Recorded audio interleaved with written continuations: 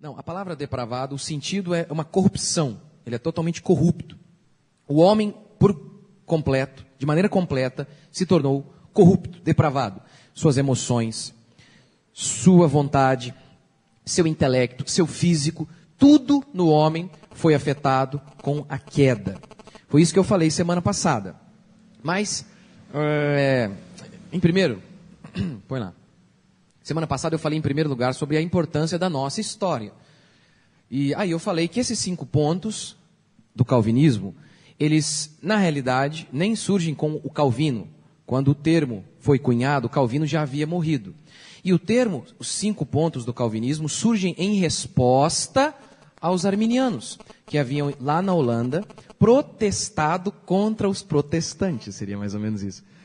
E eles fizeram um protesto lá, levaram esse protesto ao parlamento holandês, e eles sintetizaram suas doutrinas em 5 pontos, os 5 pontos do arminianismo, inspirado, obviamente, em Jacobus Arminius, um teólogo que era reformado, mas rejeitou as doutrinas reformadas. Então, esse sínodo se reuniu durante 7 meses na Holanda, com pastores de toda a Europa, de todo o mundo, conhecido, e chegaram à seguinte conclusão, que as doutrinas arminianas eram heréticas, e que os pastores arminianos deveriam ser expulsos das igrejas. Então, eu falei a importância de nós ouvirmos a nossa história, de irmãos que vieram antes de nós, que Deus usou para defender a fé cristã. Porque durante 2000 anos, a fé cristã foi atacada, sistematicamente. E dentro da própria igreja, com pessoas que surgiram no meio da própria igreja, para semear heresia, como o próprio Paulo falou que iria acontecer. Lembra quando ele se despede do pessoal de Éfeso e tal? Ele diz, olha, no meio de vocês vão surgir lobos. Então, fora o ataque que nós sofremos do mundo exterior, do paganismo, há também os hereges que surgem no seio da igreja para tentar distorcer o ensino bíblico. Então, esses irmãos, eles se reuniram, durante 7 meses debateram esse assunto e chegaram às conclusões que eu estou ministrando aqui.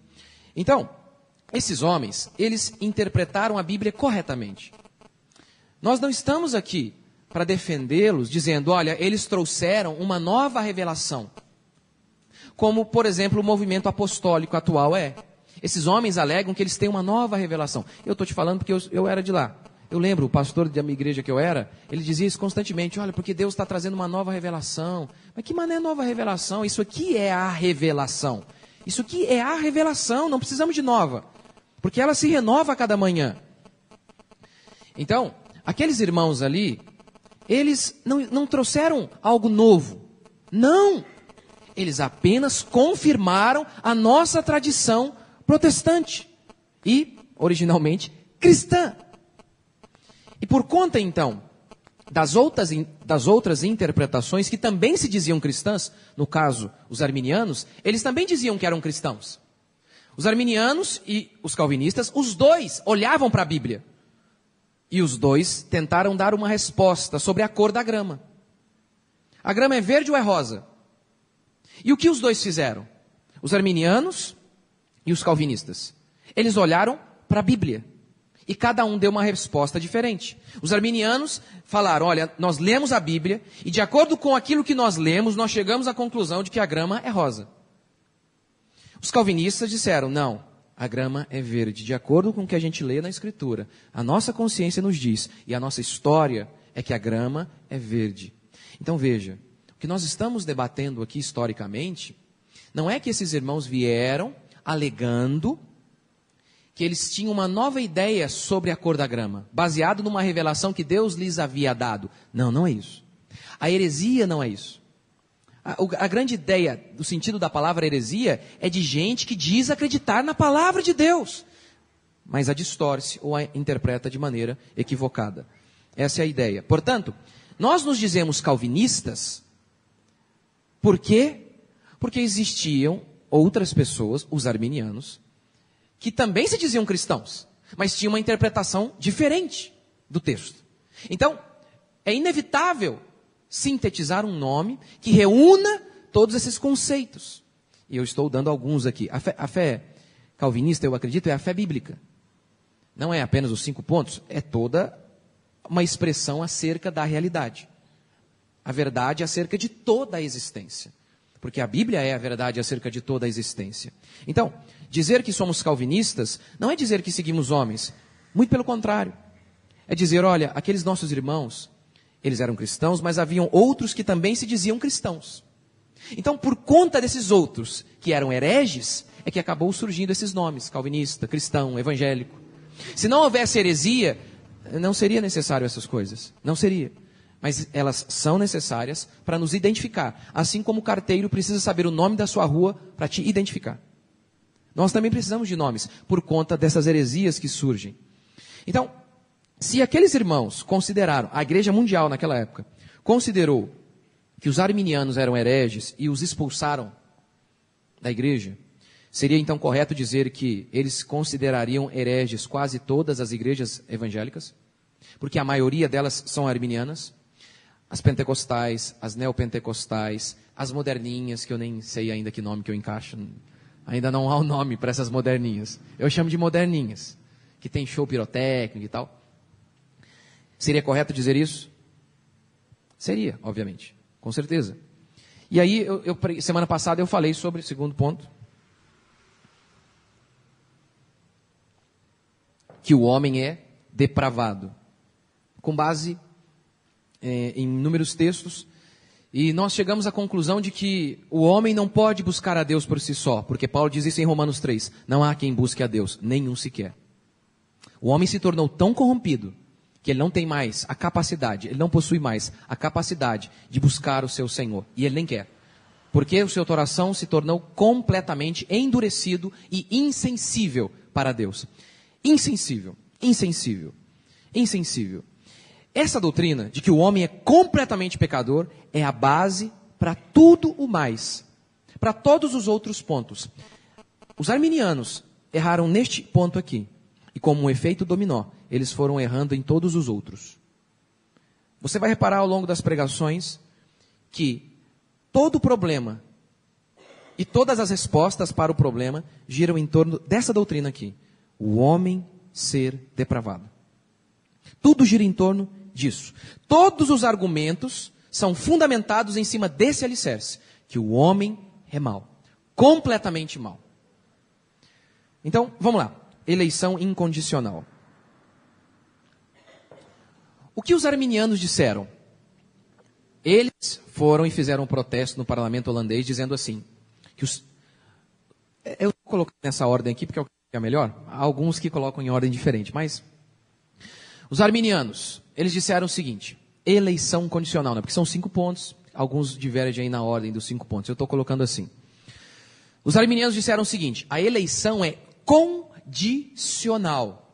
Se exige uma condição para que Deus te eleja. A eleição é baseada no pré-conhecimento de Deus em relação àqueles que iam crer. Há uma condição para Deus te escolher, que você o escolha. É a doutrina arminiana. E está espalhado em quase todas. Oi.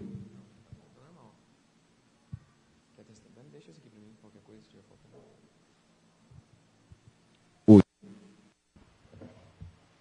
Então, a eleição é baseada no pré-conhecimento de Deus em relação àqueles que iam crer. Ou seja, em Efésios está muito claro o termo, Deus predestinou antes da fundação do mundo quem seria salvo. Não há como eles negarem isso, e eles não negam. Mas os arminianos dizem o seguinte, sim, Deus ele predestinou quem seria salvo. Mas como? Deus ele previu quem iria crer. E com base neste pré-conhecimento de Deus, Deus escolheu os que seriam salvos. Deus escolheu aqueles que ele previu que iriam escolhê-lo. É isso que é o resumo dessa eleição condicional. Para Deus te escolher, para Deus te predestinar, você tem que escolher. É uma coisa, eu vou tentar mostrar que é irracional. O calvinismo, entretanto, diz o seguinte, não, a eleição é incondicional, não há condição. Deus escolheu com base no propósito dele, sem depender de coisa alguma no homem.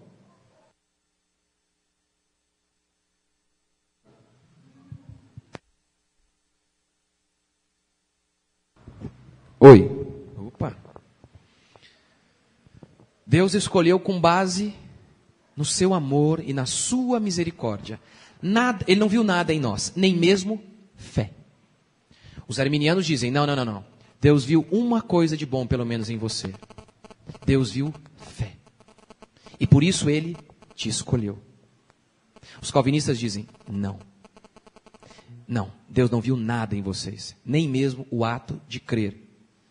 Veja, coloca. Pode descer, por favor. O arminianismo diz o seguinte, a fé é o motivo da eleição.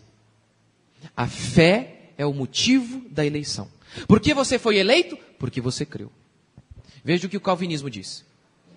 A eleição é o motivo da fé. Sabe por que você creu? Porque Deus te escolheu. É isso que o calvinismo diz. Por isso nós somos calvinistas. Porque nós acreditamos que é isto que a Bíblia diz. Então está vendo? Ao dizermos que somos calvinistas, não estamos dizendo que seguimos homens ou doutrinas de homens. Estamos dizendo, acreditamos que Calvino interpretou o texto de maneira correta. É isso que nós estamos declarando aqui. E esse papinho que as pessoas tentam usar hoje, não sou nada, ele é sim. Isso é só uma ideia para evitar polêmica, é o que eles acham. Mas é importante que a gente diga quem a gente é, a nossa identidade. Porque ela resume as nossas crenças. Muitas. Então vamos lá. Vou tentar provar, volta só um pouquinho lá. Vou tentar provar biblicamente que o calvinismo está certo. Que o calvinismo dá a interpretação correta da Escritura. Que a eleição é o motivo da fé. Que você só creu porque primeiro Deus te escolheu. Que se Deus não tivesse te escolhido, você sozinho jamais teria fé. Essa é a doutrina bíblica. Quer ver, vamos começar por aqui mesmo. Vai lá. Primeiro, a eleição é a causa da fé. A Bíblia ordena, em inúmeras vezes, quem crer será salvo. Este é o mandamento. Esta é a lei de Deus. Aquele que crer será salvo. Todo aquele que invocar o nome do Senhor será salvo. Mas a Bíblia também diz que vai responder a esta ordem aquele que Deus escolheu. Assim como a Bíblia anuncia, quem crer será salvo. A Bíblia também declara, vai crer aquele que eu escolhi antes da fundação do mundo. Vai obedecer a esta minha ordem aquele que eu escolhi antes da fundação do mundo. Vejamos. Atos 13:48. E creram todos os que haviam sido destinados. Quem creu? Quem havia sido destinado. Ou seja, eleito. O que vem primeiro? A fé ou a eleição? Não é pergunta retórica. É fundamental para definir a nossa fé. O que vem primeiro? A fé ou a eleição? A eleição. A eleição é o motivo da fé. Você creu porque você foi eleito. Outro texto. Romanos 11:6. E se é pela graça, já não é pelas obras. Do contrário, a graça já não é graça. Que diremos, pois? O que Israel busca, isso não conseguiu. Mas a eleição o alcançou. E os mais foram endurecidos e foram condenados. Todo o contexto de Romanos, Paulo diz o seguinte: a salvação é pela fé, não pelas obras. E todo o livro de Romanos ele vai dizendo que os judeus tentaram buscar a salvação pelas obras, ou seja, pela própria bondade, pela obediência da lei, coisa que ninguém conseguiu. Então é isso que Paulo está dizendo aqui. O que Israel busca? O que ele buscava? Israel buscava ser justificado pelas suas próprias obras, ser salvo pela sua própria bondade. Veja o que Paulo diz, ele não conseguiu isso, porque ninguém conseguiu. Ninguém foi bom o bastante, ninguém foi perfeito para conseguir conquistar pelo seu próprio mérito a salvação. Ninguém fez isso. Qual seria a resposta lógica então? Qual que é o contrário de obras? Se eu não sou salvo pelas obras, eu sou salvo pela fé. Não é? Eu sou salvo pela fé. Qual seria a ordem natural então? Não seria dizer isso? O que Israel buscava, ele não conseguiu ser salvo pelas obras. Mas a fé o alcançou. Não seria? Mas olha o que ele diz. A eleição o alcançou. Ou seja, ele não conseguiu, ele foi incompetente, inapto. Ele não pôde ser salvo por si mesmo. Por nada. E por que ainda assim ele foi? Mesmo fazendo tudo errado. Porque Deus o elegeu. Porque Deus escolheu Israel como seu povo. Próximo. Qual a condição para a escolha de Deus? Nada em nós.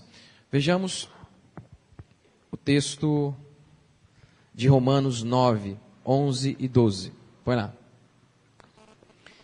Aqui ele está falando de Esaú e Jacó, dando o exemplo de Esaú e Jacó e aplicando para todo o povo de Deus. Os dois, lembra? Os dois eram gêmeos e tal, e Deus determina quem ele iria salvar. Veja. E ainda não eram os gêmeos nascidos, nem tinham praticado o bem ou o mal, para que o propósito de Deus quanto à eleição prevalecesse não por obras, mas por aquele que chama. É isso que ele está dizendo. É isso que ele está dizendo. Os dois não haviam nascido, não tinham feito nada, e eu já tinha determinado quem eu iria salvar. Não. Por que as pessoas olham para esse texto e não conseguem entendê-lo? Se é tão simples. Não é uma questão apenas de entendimento. É de coração. O homem não aceita que Deus manda. O homem não aceita o fato de que Deus é soberano. Eles não tinham feito nada. E eu já havia determinado, já havia eleito quem seria meu. Não há dificuldade nesse texto. Romanos 9, 15 e 16. Pois, o contexto é o mesmo ainda, falando sobre a eleição. Pois ele diz a Moisés, terei misericórdia de quem me aprover ter misericórdia. E compadecer-me-ei de quem me aprover ter compaixão. Portanto, primeira coisa aqui. Deus só tem misericórdia de quem é pecador. Ou seja, está todo mundo condenado. É isso que ele está dizendo aqui. Então, se Deus mandar todo mundo para o inferno, Deus não é injusto. Deus é justo, porque toda a humanidade merece isso. Toda a humanidade. Então, já que toda a humanidade merece a condenação, eu escolho acerca de quem eu vou liberar a minha misericórdia. Eu faço o que eu quiser. Eu não devo nada para vocês. Deus nunca pode dar menos do que Ele promete. Isso é injustiça. Ele tem que dar o que Ele promete. Mas Ele dá mais se Ele quiser. O que Ele tem que dar como justiça? A condenação a todos. Isso é a justiça. Mas Ele não quis fazer isso. Ele quis salvar alguns. Ele quis ter misericórdia de alguns. Ele quis ter. Então, eu vou ter de quem eu quiser, e compadecer-me-ei de quem aprover ter compaixão. Assim, não depende de quem quer ou de quem corre, mas de usar Deus a misericórdia, não que alguém quis. Porque em Romanos 3, Paulo diz, não há um que queira, não há um que buscou a Deus, não há um. Assim, pois, não depende de quem quer ou de quem corre, mas de Deus usar a sua misericórdia. Ou seja, depende dele, da eleição dele, do propósito dele. Efésios 1, 5. Nos predestinou para Ele, nos predestinou, selou o nosso destino de antemão. Esse é o sentido daquela iniciozinho ali, ó, pré-destino, selou o destino de antemão. Nos predestinou para Ele, para a adoção de filhos, por meio de Jesus Cristo, segundo o beneplácito de sua vontade. A palavra beneplácito significa bel prazer, segundo o seu querer. O que Ele quis, o que Ele estabeleceu, Ele cumpriu. Essa é a base. Essa é a condição para a escolha. Nada em nós. Não há nada em nós. Por quê? Porque se houvesse uma condição para Ele nos salvar, o seu povo, ninguém seria salvo. Terceiro.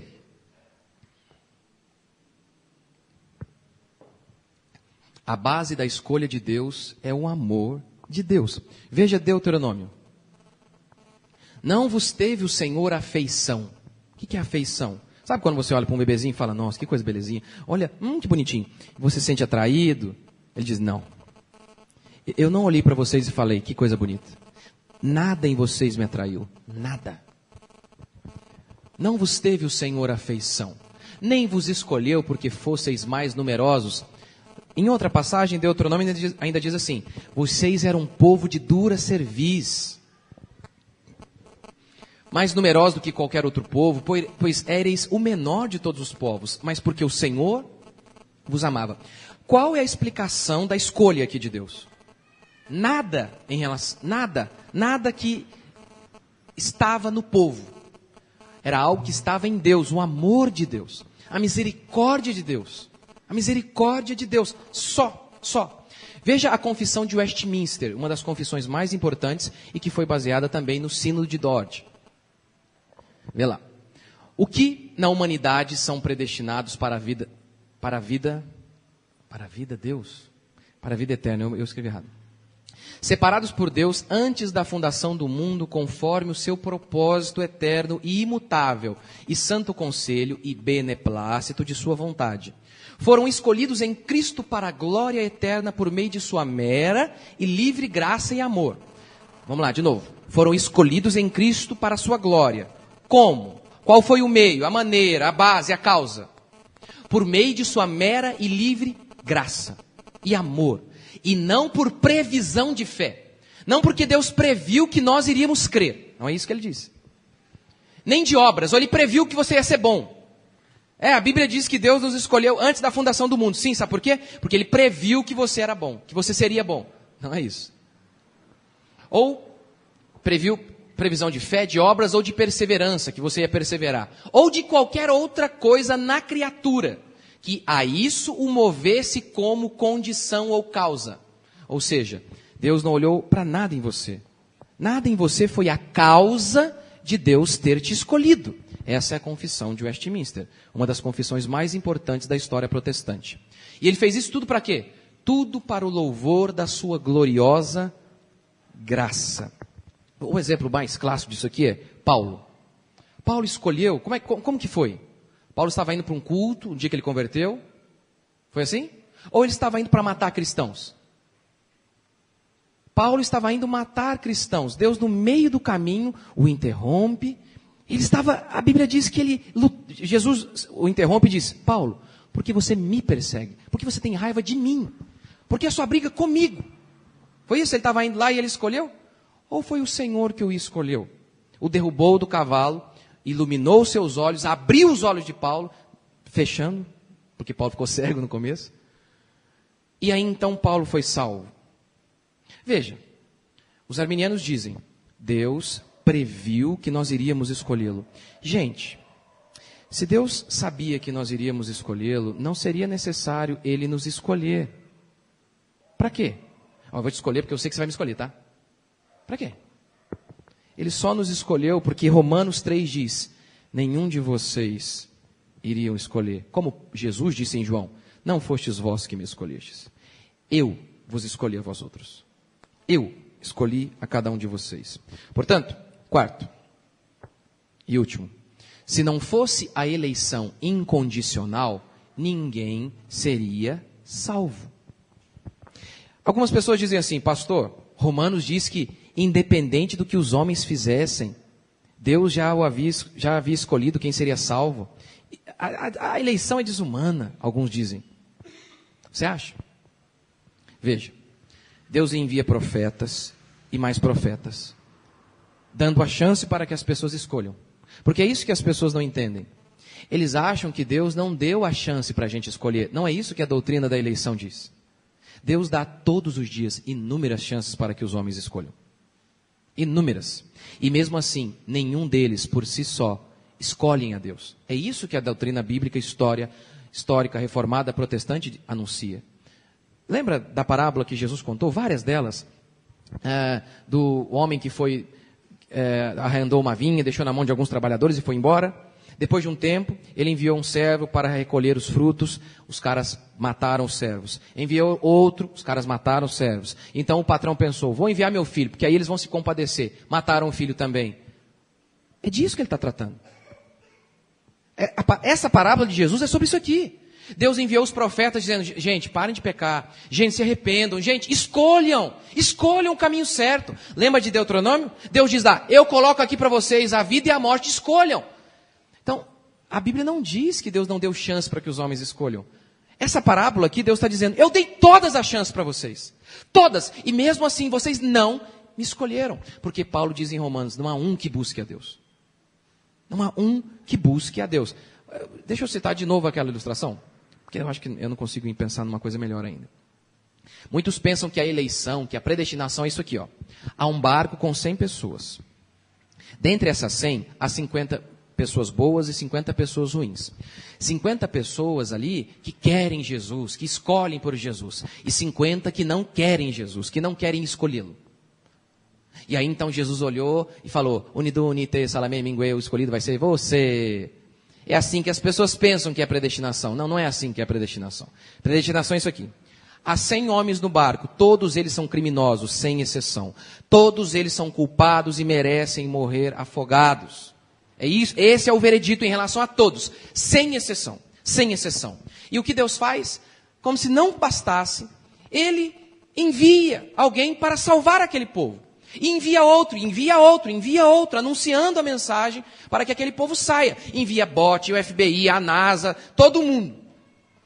E o que o povo faz? Não te queremos. Queremos Barrabás, queremos a árvore do conhecimento do bem e do mal, queremos Baal, queremos Afrodite, queremos tudo, menos o Senhor. Deus seria injusto em condenar todos aqueles homens, depois de dar inúmeras chances. Para começo de conversa, ele não tinha que dar chance alguma. Como se não bastasse, ele deu inúmeras. E mesmo assim eles disseram, não te queremos. Lembra que eu disse? A doutrina da depravação faz você entender todas as outras? Aí a Escritura então anuncia que mesmo assim, aqueles homens malignos, criminosos, que não mereciam viver, Jesus Cristo morreu por alguns deles, não por todos. Apenas pelos eleitos. E aí, Deus pega aqueles criminosos e decide salvar 5 que seja. É só um exemplo, tá? E aí as pessoas fazem a pergunta, Deus salvou só 5? Não. A pergunta que eles fazem é, mas se Deus pode salvar todos, por que Ele salvou 5? Pergunta errada. A pergunta correta sempre é, por que Ele não matou todos? Essa é a pergunta correta. Essa é a pergunta correta. Porque Ele não condenou todos. Por quê? Por quê? Se nenhum de nós merecíamos. Esta é a pergunta que deve pairar na sua mente. Então, mas alguém diz assim, não, pastor, eu não aceito que Ele me obrigue a aceitá-lo. Primeiro que não é isso. Não é isso. Não é isso. A predestinação, a eleição não é isso. Mas quem diz, eu não aceito que Ele me obrigue a aceitá-lo, então fica sossegado, porque provavelmente você vai para o inferno mesmo, porque um pensamento desse, provavelmente você não foi eleito. Fica sossegado então, ele não vai. Fica sossegado. Mas não é assim a eleição. A eleição é Deus dar todas as chances para que os homens creiam. Ninguém crê. Por quê? Porque o homem é mau, porque o homem furou os seus próprios olhos, ele é cego, ele não consegue enxergar. Então, Deus decide, miraculosamente, conduzir alguns para enxergar. Como Paulo diz em Romanos, a bondade de Deus nos conduz ao arrependimento. É como se fosse assim. O homem não enxerga o evangelho porque ele furou os seus próprios olhos. Deus não precisa abrir os olhos do homem de novo. Deus já deu todas as chances. Mas em relação a alguns, que são o povo de Deus, Deus restaura a visão e faz com que os homens voltem a enxergar a verdade e a realidade. E aí então, eles creem, eles escolhem. Lembra quando Jesus disse que Ele falou por parábolas? Por quê? Porque para que alguns vejam, mas não consigam compreender. Para que eles ouçam e não entendam. Ele está dizendo claramente, eu não quero que todo mundo entenda. É isso que ele está dizendo. Eu falei por parábolas porque eu não quero que todos entendam. E em Mateus ele ainda diz assim, eu falei por parábolas para complicar, para ficar mais nebuloso, para que eles não se convertam. Eu não quero que eles se convertam. Seria mais ou menos isso. É apenas o texto de Mateus que diz isso. Portanto, o arminiano, ele reconhece a maldade humana, que o homem é mau. Ele reconhece. Ele reconhece que o homem sofreu um acidente, a queda. E que o homem está na rua, com as pernas quebradas e todas as suas atribuições físicas afetadas. E o seu intelecto completamente afetado também. Porém, o arminiano vê esse homem no chão, com a pancada na cabeça, sem conseguir andar, afetado intelectualmente. Mas o arminiano olha e fala, não, uma coisa esse homem que está ali consegue fazer.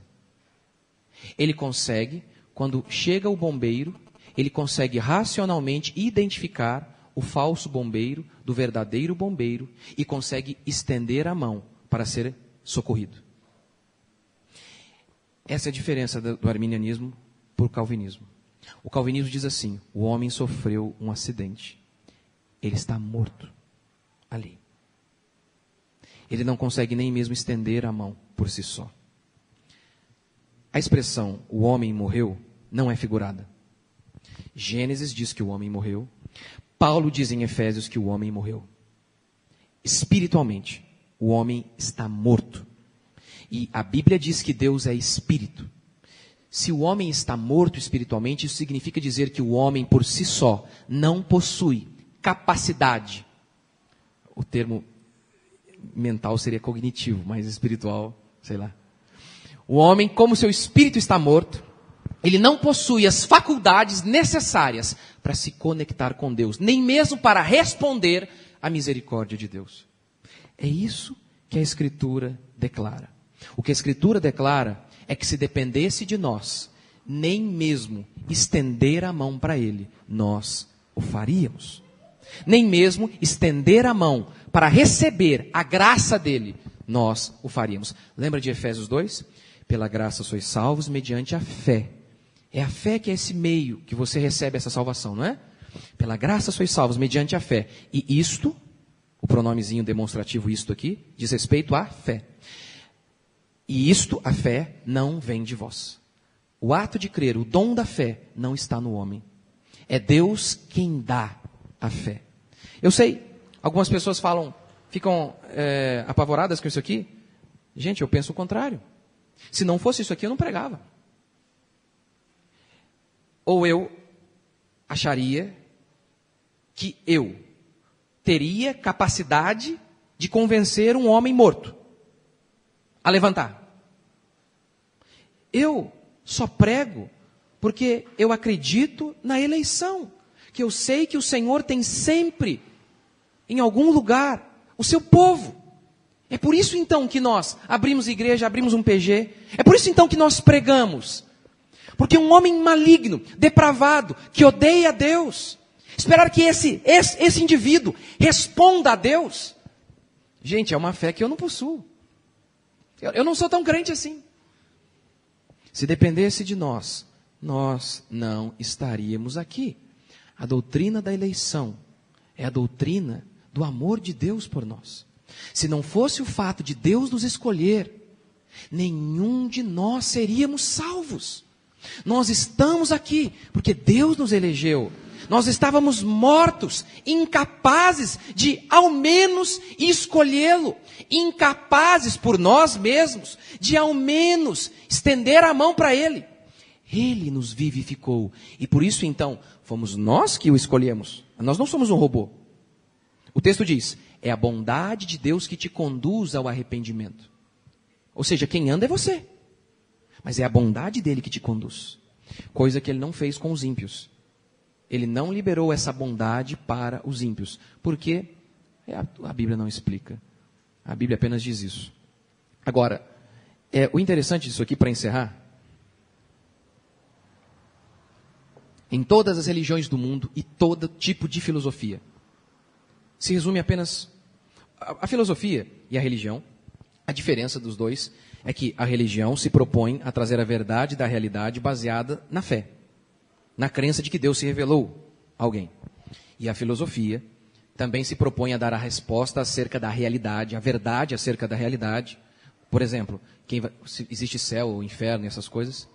A filosofia se propõe a dar uma explicação para isso com base no intelecto humano, com base no pensamento, na dialética, seria de Platão, de Sócrates, ou seja, no discurso, no debate, no conhecimento humano apenas. Mas os dois se propõem a uma coisa: como salvar o homem.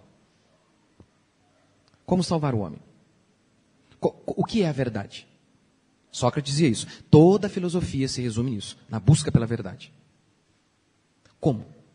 E aí você vai reparar uma coisa em comum em todas as religiões e todas as filosofias. Em todas as religiões e todas as filosofias, o caminho do céu, do nirvana, do paraíso é um só: seja bom.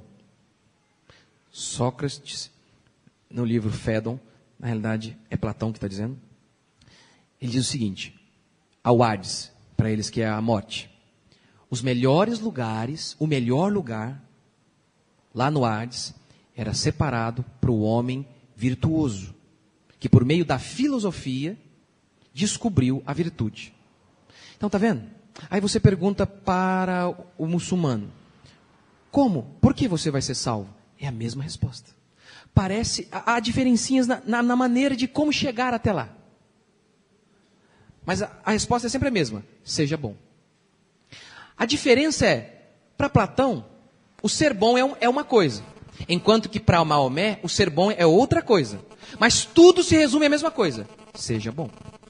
A fé cristã é a única em todo o mundo, em todas as filosofias e religiões que dizem: pecadores serão salvos. Por quê? Porque creram em um homem que morreu numa sexta-feira e ressurgiu no domingo. Isso não existe em lugar algum. Você pode ler todos os filósofos e estudar todas as religiões. Isso não existe. Ser salvo por outro alguém. Ser salvo por declarar: eu sou um depravado. Eu sou pecador. É isso que o Evangelho anuncia. Que Deus não te salvou porque você era bom. Pelo contrário, Deus te salvou para te tornar bom a cada dia. Você não é salvo por ser bom. Pelo contrário, você é salvo para ser bom. É o que a Escritura anuncia.